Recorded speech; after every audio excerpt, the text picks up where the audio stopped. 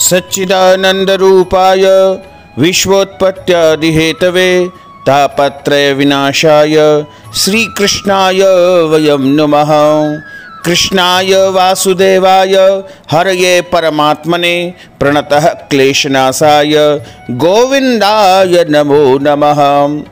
गजेंद्र मोक्ष की कथा श्रीमद् भागवत कथा के दूसरे, तीसरे और चौथे अध्याय में आती है। गजेंद्र मोक्ष की दिव्य कथा है और इस कथा को सुनने मात्र से हमारे पितरों को परम शांति प्राप्त होती है। इसके अलावा कर्ज से भी मुक्ति होती है और भी कई लाभ इस गजेंद्र मोक्ष की कथा को सुनने मात्र से मिलते हैं। यदि किसी का मोक्ष नहीं हो रहा है तो उनको मोक्ष पद की प्राप्ति होती है। गजेंद्र मोक्ष जो कि एक दिव्य स्तोत्र है और इसको प्रत्येक दिन प्रत्येक मनुष्य को सुनना चाहिए। बोलिए श्री वृंदावन बिहारी लाल की जय, गोपाल कृष्ण भगवान की जय। श्री सुखदेव जी महाराज ने कहा कि हे राजन परीक्षित, क्षीर सागर में त्रिकुट नाम का एक प्रसिद्ध सुंदर एवं श्रेष्ठ पर्वत था। वह 10,000 योजन ऊंचा था। उसकी लंबाई चौड़ाई भी चारों ओर इतनी ही थी। उसके चांदी, लोहे और सोने के 3 शिखरों की छटा से समुद्र, दिशाएं और आकाश जगमगाते रहते थे। और भी उसके कितने ही ऐसे शिखर थे जो रत्नों और धातुओं की रंग बिरंगी छटा दिखाते हुए सब दिशाओं को प्रकाशित कर रहे थे। उनमें विविध जाति के वृक्ष, लताएं और झाड़ियां थी। झरनों की झरझर से वह गुंजायमान होता रहता था। सब ओर से समुद्र की लहरें आ करके उस पर्वत के निचले भाग से टकराती थी। उस समय ऐसा जान पड़ता था मानो वे पर्वतराज के पांव पखार रही है। उस पर्वत के हर भाग में हरी हरी दूब लग रही थी। उसकी कंदराओं में सिद्ध, चारण, गंधर्व, विद्याधर, नाग, किन्नर और अप्सराएं आदि विहार करने के लिए प्रायः बने ही रहते थे। जब उसके संगीत की ध्वनि चट्टानों से टकरा करके गुफाओं में प्रतिध्वनित होने लगती थी, तब बड़े बड़े गर्व वाले सिंह उसे दूसरे सिंह की ध्वनि समझ करके सह न पाते थे और अपनी गर्जना से उसे दबा देने के लिए और जोर जोर से गरजने लगते थे। उस पर्वत की तलहटी तरह तरह के जंगली जानवरों के झुंडों से सुशोभित रहती थी।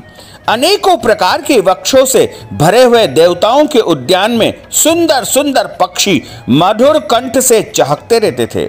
उस पर बहुत सी नदियां और सरोवर थी। उनका जल बड़ा ही निर्मल था। उनके पुलीन पर मणियों की बालू चमकती रहती थी। उनमें देवांगनाएं स्नान करती थी, जिससे उनका जल अत्यंत सुगंधित हो जाता था। उसकी सुरभि लेकर भीनी भीनी वायु चलती रहती थी। पर्वतराज त्रिकूट की तराई में भगवत प्रेमी महात्मा भगवान वरुण का एक उद्यान था। उसका नाम था ऋतुमान। उसमें देवांगनाएं क्रीड़ा करती थी और उसमें सब और ऐसे दिव्य वृक्ष शोभायमान थे जो फलों और फूलों से सदैव लदे रहते थे। उस उद्यान में मंदार, पारिजात, गुलाब, अशोक, चंपा, तरह तरह के आम, पयाल, कटहल, आमड़ा, सुपड़ी, नारियल, खजूर इत्यादि फल फूल लगातार उस वन में लगे रहते थे। और उस पर्वत के घोर जंगल में बहुत सी हथिनियों के साथ एक गजेंद्र निवास करता था। वह बड़े से बड़ा शक्तिशाली हाथियों का राजा था, यानी सरदार था। एक दिन वह उसी पर्वत पर अपनी हथिनियों के साथ में कांटे वाले कीचक, बांस, बेत, बड़ी बड़ी झाड़ियों और पेड़ों को रोनता हुआ घूम रहा था। उसकी गंध मात्र से सिंह, हाथी, बाघ, घोड़े और आदि हिंसक जंतु, नाग, काले काले, गोरे, शरप, चमड़ी, गाय आदि डर करके सभी भाग जाते थे। और उसकी कृपा से भेड़िए, सुअर, भैंसे, रीछ, शल्य, लंगूर तथा कुत्ते, बंदर, हिरण और खरगोश आदि क्षुद्र जीव सब कहीं निर्भय होकर के विचरण करते थे। उसके पीछे पीछे हाथियों के छोटे छोटे बच्चे दौड़ रहे थे। बड़े बड़े हाथी और हथनियां भी उस गजेंद्र को चारों ओर से घेरे होकर के चल रही थी। उसकी धमक से पहाड़ एक बार भी कांप उठता था। उसके गंड स्थल से टपकते हुए मद का पान करने के लिए साथ साथ भौरे भी उड़ते जा रहे थे। मद के कारण उसके नेत्र विह्वल हो रहे थे। बड़े जोर की धूप थी, इसलिए वह व्याकुल हो गया था और उसे तथा साथियों को प्यास सताने लगी थी। उस समय दूर से ही कमल के पराग से सुवासित वायु की गंध सूंघकर वह उसी सरोवर की ओर चल पड़ा, जिसकी शीतलता और सुगंध लेकर के वायु लगातार चल रही थी। थोड़ी ही देर में वेग से चल करके वह सरोवर के तट पर जा पहुंचता है। उस सरोवर का जल अत्यंत निर्मल एवं अमृत के समान मधुर था। सुनहले और अरुण कमलों की केसर से वह महक रहा था। गजेंद्र ने पहले तो उसमें घुस करके अपनी सूंड से उठा करके जी भर करके जल पान किया। फिर उस जल में स्नान करके अपनी थकान को मिटाई। गजेंद्र गृहस्थ पुरुषों की भांति मोहग्रस्त होकर के अपनी सूंड से जल की फुहारे छोड़ छोड़ करके साथ ही हथनियों और बच्चों को नहलाने लगा तथा उनके मुंह में सुंड डाल करके जल पिलाने लगा। भगवान की माया से मोहित हुआ गजेंद्र उन्मत्त हो रहा था। उस बेचारे को इस बात का पता ही नहीं था कि उसके सिर पर बड़ी से बड़ी विपत्ति अब आने वाली है। हे परीक्षित, गजेंद्र जिस समय इतना उन्मत्त हो रहा था, उसी समय प्रारब्ध की प्रेरणा से एक बलवान ग्राह ने क्रोध में भर करके उसका पैर पकड़ लिया। इस प्रकार अकस्मात विपत्ति में पड़कर उस बलवान गजेंद्र ने अपनी शक्ति के अनुसार अपने पैर को छुड़ाने की बड़ी चेष्टा की, परंतु वह छुड़ा न सका। दूसरे हाथी हथनियों और उनके बच्चों ने देखा कि उनके स्वामी बलवान ग्राह अंदर की ओर खींच रहा है और बड़े वेग से खींच रहा है। वे बहुत घबरा गए, उन्हें बड़ा दुख हुआ। वे बड़ी विकलता से चिंघाड़ने लगे। बहुत ने तो सहायता पहुंच करके जल से बाहर निकालना चाहा, परंतु इसमें वो भी असमर्थ रहे। गजेंद्र और ग्राह अपनी अपनी पूरी शक्ति लगा करके भिड़े हुए थे। कभी गजेंद्र ग्राह को बाहर खींच लाता तो कभी ग्राह गजेंद्र को भीतर खींच लेता। हे परीक्षित, इस समय उनको लड़ते लड़ते 1000 वर्ष व्यतीत हो गए, फिर भी दोनों जीवित रहे। यह घटना देख करके सारे आकाश मंडल के देवता भी आश्चर्यचकित हो गए। अंत में बहुत दिनों तक बार बार जल में खींचे जाने से गजेंद्र का शरीर था वह शिथिल पड़ गया। न तो उसके शरीर में बल रह गया और न मन में उत्साह, शक्ति भी उसकी क्षीण हो गई। इधर ग्राह तो जलचर ठहरा था, इसलिए उसकी शक्ति क्षीण होने के स्थान पर लगातार बढ़ती जा रही थी। वह बड़े उत्साह से और भी बल लगा करके गजेंद्र को खींचने लगा। इस प्रकार देहाभिमानी गजेंद्र अकस्मात प्राण संकट में पड़ गया और अपने प्राण को छुड़ाने में सर्वथा असमर्थ हो गया। बहुत समय तक उसने अपने छुटकारे के उपाय पर विचार किया। अंत में वह इस निश्चय पर पहुंचा, यह ग्रह विधाता की फांसी ही है। इसमें फंस करके मैं आतुर हो रहा हूं। जब मुझे मेरे बराबर के हाथी भी इस विपत्ति से न उबार सके, तब ये बेचारी हथनियां तो छुड़ा ही कैसे सकती है। इसलिए अब मैं संपूर्ण विश्व के एकमात्र आश्रय भगवान की शरण लेता हूं। काल बड़ा बली है, यह सांप के समान बड़े प्रचंड वेग से सबको निगल जाने के लिए दौड़ता ही रहता है। इसमें अत्यंत भयभीत हो करके और मुझे भगवान की शरण में जाना चाहिए और प्रभु अवश्य ही बचा लेंगे। उनके भय से भीत होकर मृत्यु भी अपना काम ठीक ठीक पूरा करता है।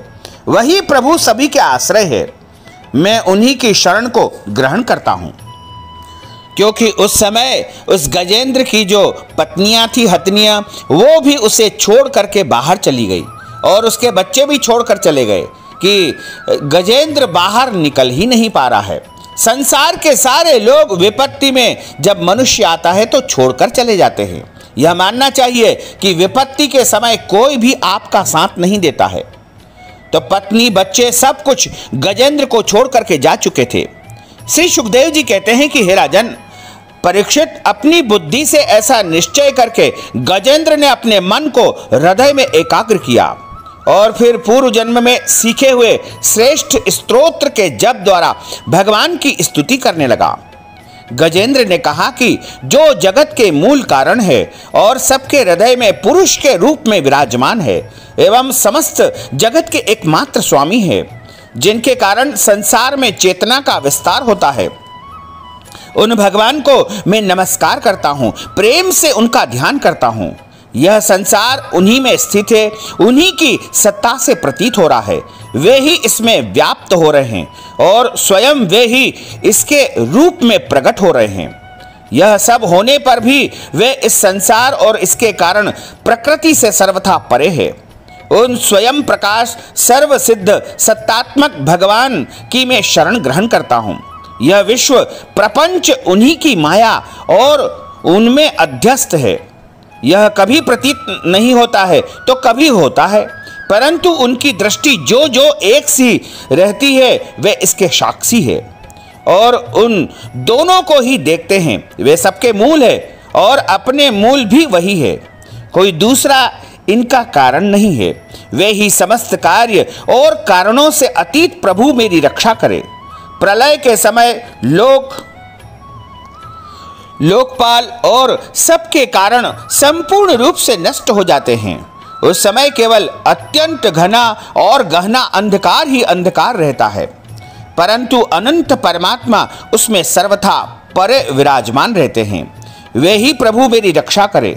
उनकी लीलाओं का रहस्य जानना बहुत ही कठिन है। वे नट की भांति अनेकों वेशों धारण करते हैं। उनके वास्तविक स्वरूप को न तो देवता जानते हैं न ऋषि जानते हैं। फिर दूसरा ऐसा कौन प्राणी है जो वहां तक जा सके और उसका वर्णन कर सके। हे प्रभु मेरी रक्षा करो। वे प्रभु मेरी रक्षा करेंगे, जिनके परम मंगलमय स्वरूप का दर्शन करने के लिए महात्मागण संसार की समस्त आसक्तियों का परित्याग कर देते हैं और वन में जाकर के अखंड भाव से ब्रह्मचर्य आदि अलौकिक व्रतों का पालन करते हैं तथा अपने आत्मा को सबके हृदय में विराजमान देख करके स्वाभाविक ही सबकी भलाई करते हैं। वे ही मुनियों के सर्वस्व भगवान मेरे सहायक है। वे ही मेरी गति है, न उनके जन्म कर्म है और न नाम रूप है। फिर उनके संबंध में गुण और दोष तो कल्पना ही कैसे की जा सकती है। फिर भी विश्व की सृष्टि और संहार करने के लिए समय समय पर वे उन्हें अपनी माया से स्वीकार करते हैं। उन्हीं अनंत शक्तिमान सर्वेश्वर्यमय परब्रह्म परमात्मा को मैं नमस्कार करता हूँ। वे अरूप होने पर भी बहुरूप है। उनके कर्म अत्यंत आश्चर्यमय है। मैं उनके चरणों में बारंबार नमस्कार करता हूँ। स्वयं प्रकाश सबके साक्षी परमात्मा को मैं नमस्कार करता हूँ, जो मन वाणी और चित्त से अत्यंत दूर है। उन परमात्मा को मैं नमस्कार करता हूँ। विवेकी पुरुष कर्म संन्यास अथवा कर्म समर्पण के द्वारा अपना अंतःकरण शुद्ध करके जिन्हें प्राप्त करते हैं तथा जो स्वयं तो नित्य मुक्त परमानंद एवं ज्ञान स्वरूप है। दूसरों को कैवल्य मुक्ति देने की सामर्थ्य भी केवल उन्हीं में है।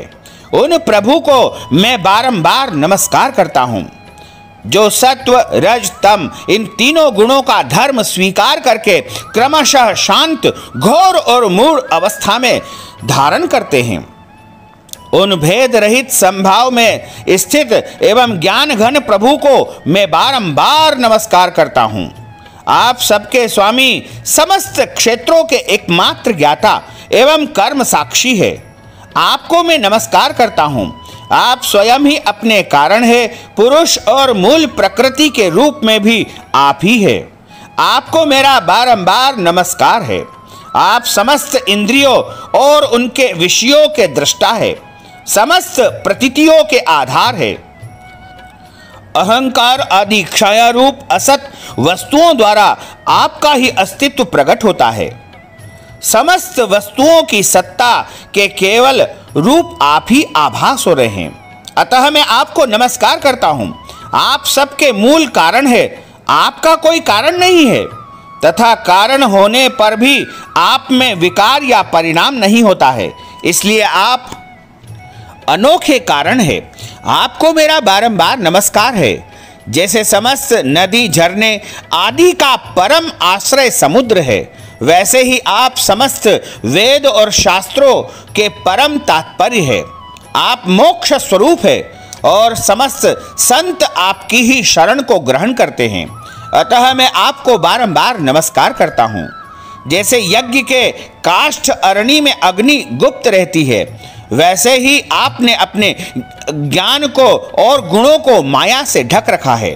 गुणों के क्षोभ होने और उनके द्वारा विविध प्रकार की सृष्टि रचना का आप संकल्प करते हैं। जो लोग कर्म संन्यास अथवा कर्म समर्पण के द्वारा आत्म तत्व की भावना करके वेद शास्त्रों से ऊपर उठ जाते हैं, उनके आत्मा के रूप में आप स्वयं ही प्रकाशित होते हैं। आपको मैं बारंबार नमस्कार करता हूँ। जैसे कोई दयालु पुरुष फंदे हुए पड़े हुए पशुधन का बंधन काट दे, वैसे ही आप मेरे जैसे शरणागतों की फांसी काट देते हैं। आप नित्य मुक्त है, परम करुणामय है और भक्तों का कल्याण करने में आप कभी भी आलस्य नहीं करते हैं। आपके चरणों में मेरा नमस्कार है। समस्त प्राणियों के हृदय में अपने अंश के द्वारा अंतरात्मा के रूप में आप ही उपलब्ध रहते हैं। आप सर्वैश्वर्य पूर्ण एवं अनंत है। मैं आपको बारंबार नमस्कार करता हूं। जो लोग शरीर, पुत्र, गुरुजन, ग्रह, संपत्ति और स्वजनों में आसक्त है, उन्हें आपकी प्राप्ति अत्यंत कठिन है, क्योंकि आप स्वयं गुणों की आसक्ति से रहित है। जीवन मुक्त पुरुष अपने हृदय में आपका निरंतर चिंतन करते रहते हैं। उन सर्वैश्वर्यपूर्ण ज्ञान स्वरूप भगवान को मैं नमस्कार करता हूं। धर्म, अर्थ, काम और मोक्ष की कामना से मनुष्य उन्हीं का भजन करके अपने अभिष्ट वस्तु को प्राप्त कर लेता है। इतना ही नहीं, वे उनको सभी प्रकार का सुख देते हैं और अपने ही जैसा अविनाशी पार्षद शरीर प्रदान करते हैं। वे ही परम दयालु प्रभु मेरा उद्धार करे। जिनके अनन्य प्रेमी भक्तजन उन्हीं की शरण में रहते हुए उनमें किसी भी वस्तु की, यहाँ तक कि मोक्ष भी अभिलाषा नहीं करते हैं, केवल उनकी परम दिव्य मंगलमयी लीलाओं का गान करते हुए आनंद के समुद्र में निमग्न रहते हैं। जो अविनाशी, सर्वशक्तिमान, अव्यक्त, इंद्रियातीत और अत्यंत सूक्ष्म है, जो अत्यंत निकट रहने पर भी बहुत दूर जान पड़ते हैं, जो आध्यात्मिक योग अर्थात ज्ञान योग या भक्ति योग के द्वारा प्राप्त होते हैं, उन्हीं आदि पुरुष अनंत एवं परिपूर्ण परब्रह्म परमात्मा की मैं स्तुति करता हूँ। जिनकी अत्यंत छोटी कला से अनेकों नाम रूप के भेदभाव से युक्त ब्रह्मा आदि देवता, वेद और चराचर लोकों की सृष्टि हुई है। जैसे धधकती हुई आग से लपटे और प्रकाशमान सूर्य से उनकी किरणें बार बार निकलती और लीन होती रहती है, वैसे ही जिन स्वयं प्रकाश परमात्मा से बुद्धि, मन, इंद्रिय और शरीर जो गुणों के प्रवाह रूप है बार बार प्रकट होते हैं तथा लीन हो जाते हैं, वे भगवान न देवता है और न असुर है। वे मनुष्य और पशु पक्षी भी नहीं है, न वे स्त्री है न पुरुष है, न वे नपुंसक है। वे कोई साधारण या असाधारण प्राणी भी नहीं है, न वे गुण है और न कर्म है, न कार्य है और न तो कारण है। सबका निषेध हो जाने पर जो कुछ बचा रहता है वही उनका स्वरूप है तथा वे ही सब कुछ है। वे ही परमात्मा मेरे उद्धार के लिए प्रकट हो। मैं जीना नहीं चाहता। यह हाथी की योनि बाहर और भीतर सब ओर से अज्ञान रूप आवरण के द्वारा ढकी हुई है। इसको रखकर करना ही क्या है। मैं तो आत्म प्रकाश को ढकने वाले तथा अज्ञान रूप आवरण से छूटना चाहता हूं, जो काल क्रम से अपने आप नहीं छूट सकता, जो केवल भगवत कृपा अथवा तत्व ज्ञान के द्वारा ही नष्ट हो सकता है। इसलिए मैं उन परब्रह्म परमात्मा की शरण में हूं, जो विश्व रहित होने पर भी विश्व के रचिता और विश्व स्वरूप है, साथ ही जो विश्व की अंतरात्मा के रूप में विश्व रूप सामग्री से क्रीड़ा भी करते हैं। उन अजन्मा परम पद स्वरूप ब्रह्म को मैं नमस्कार करता हूं। योगी लोग योग के द्वारा कर्म वासना और कर्म फल को भस्म करके अपने योग शुद्ध हृदय में जिन योगेश्वर भगवान का साक्षात्कार करते हैं, उन प्रभु को मैं बारंबार नमस्कार करता हूं। प्रभो, आपकी 3 शक्तियां सत्व, रज और तम, रागादि वेग असह्य है। समस्त इंद्रियों और मन के विषयों के रूप में आप ही प्रतीत हो रहे हैं। इसलिए जिनकी इंद्रियां वश में नहीं है वे तो आपकी प्राप्ति का मार्ग भी नहीं प्राप्त कर सकते हैं। आपकी शक्ति अनंत है, आप शरणागत वत्सल है। आपको मैं बारंबार नमस्कार करता हूं। आपकी माया अहम बुद्धि से आत्मा का स्वरूप ढक गया है। इसी से यह जीव अपने स्वरूप को नहीं जान पाता है। आपकी महिमा अपार है। उन सर्वशक्तिमान एवं माधुर्य निधि भगवान की मैं शरण में हूं। सुखदेव जी महाराज कहते हैं कि हे परीक्षित, गजेंद्र ने बिना किसी भेदभाव के निर्विशेष शेष रूप से भगवान की स्तुति की थी। इसलिए भिन्न भिन्न नाम और रूप को अपना स्वरूप मानने वाले ब्रह्मा आदि देवता उसकी रक्षा करने के लिए नहीं आए। उस समय सर्वात्मा होने के कारण सर्वदेव स्वरूप स्वयं भगवान श्री हरि प्रकट हो गए और विश्व के एकमात्र आधार भगवान ने देखा कि गजेंद्र अत्यंत पीड़ित हो रहा है। अतः उसकी स्तुति को सुनकर के वेदमय गरुड़ पर सवार होकर के चक्रधारी भगवान बड़ी शीघ्रता से वहां के लिए चल पड़े जहां गजेंद्र अत्यंत संकट में पड़ा हुआ था। उनके साथ स्तुति करते हुए देवता भी चल पड़े। सरोवर के भीतर बलवान ग्राह ने गजेंद्र को पकड़ रखा था और वह अत्यंत व्याकुल हो रहा था। जब उसने देखा कि आकाश में गरुड़ पर सवार होकर के हाथ में चक्र लिए हुए भगवान श्री हरि आ रहे हैं, तब उसने अपनी सुंड में कमल का एक सुंदर पुष्प लेकर के उसने अपनी सुंड को ऊपर उठाया और बड़े कष्ट से बोला, हे नारायण जगत गुरु, हे भगवान, मेरा बारंबार आपको नमस्कार है, प्रणाम है। जब भगवान ने देखा कि गजेंद्र अत्यंत पीड़ित हो रहा है, तब वे एक बार की गरुड़ को छोड़ करके कूद पड़े और कृपा करके गजेंद्र के साथ ही ग्राह भी बड़ी शीघ्रता से सरोवर से बाहर निकाल लाए। फिर सब देवताओं के सामने ही भगवान श्रीहरि ने सुदर्शन चक्र से ग्राह का मुंह फाड़ डाला और गजेंद्र को उससे मुक्ति करवा दी। यानी गजेंद्र को उस पीड़ा से छुड़वा दिया गया और वह सुरक्षित बच गया।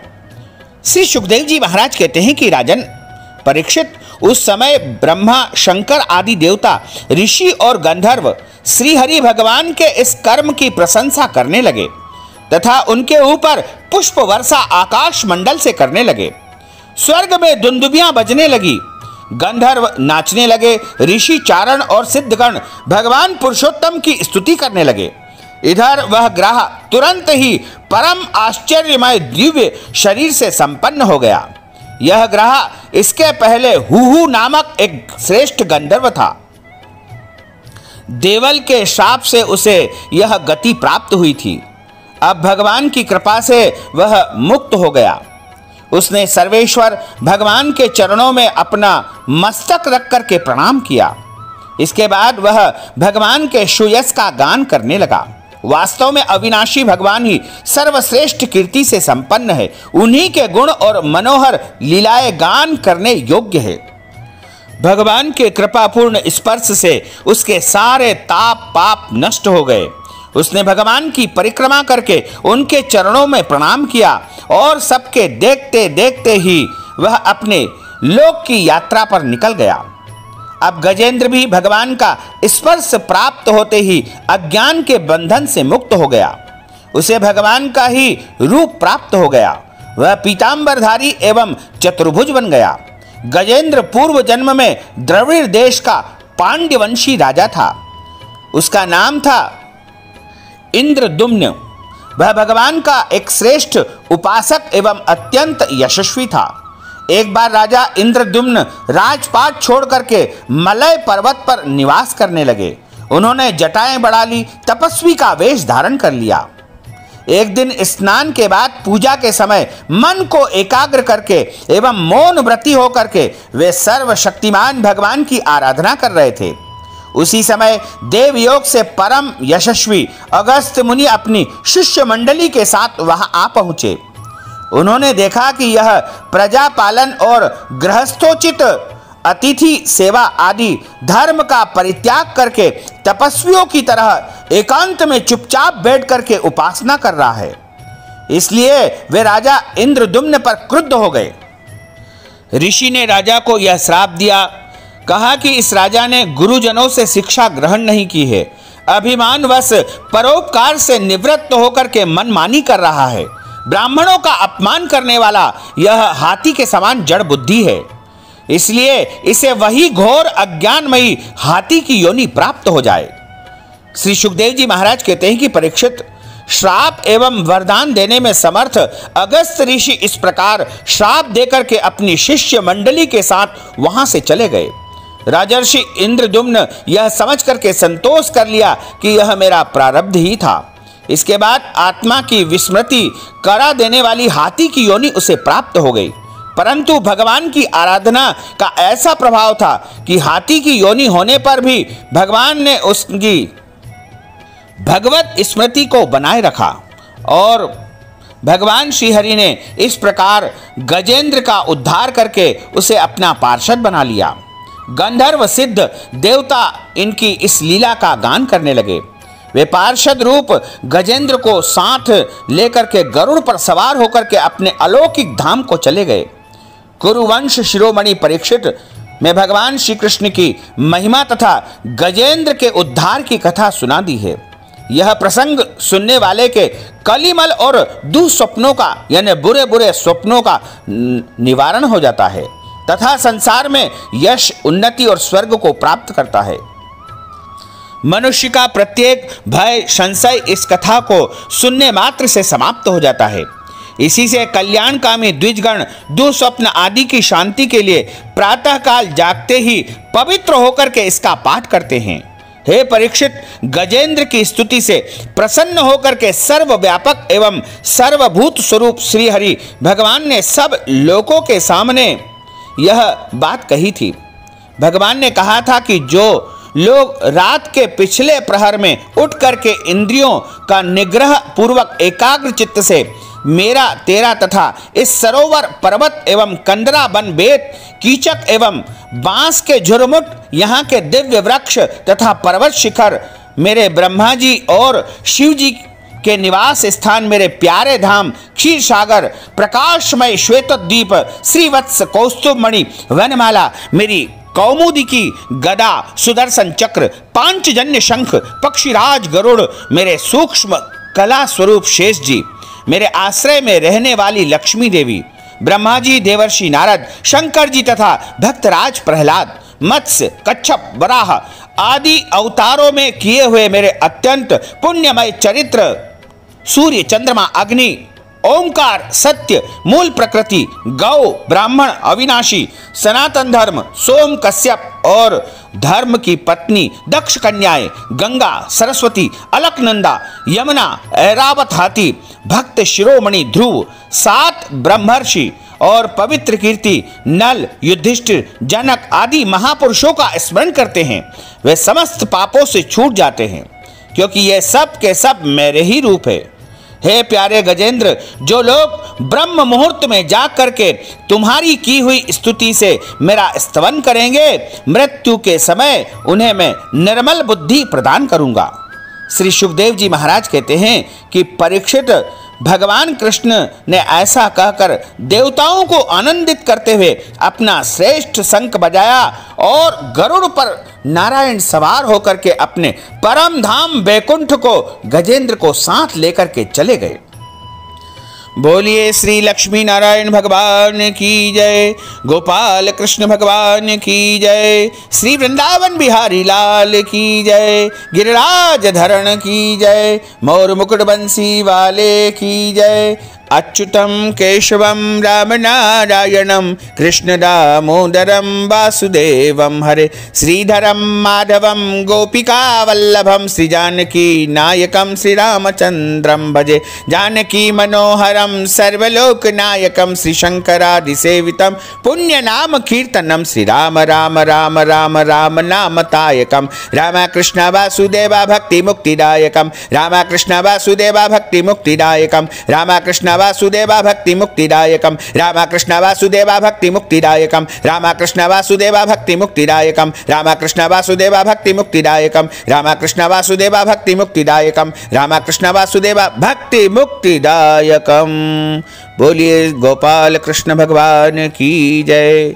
भक्तजनों, इस ज्ञानमयी वीडियो को आप अधिक से अधिक लोगों को शेयर करिएगा, लाइक करिएगा और कमेंट बॉक्स में प्रभु का नाम अवश्य लिख दीजिएगा।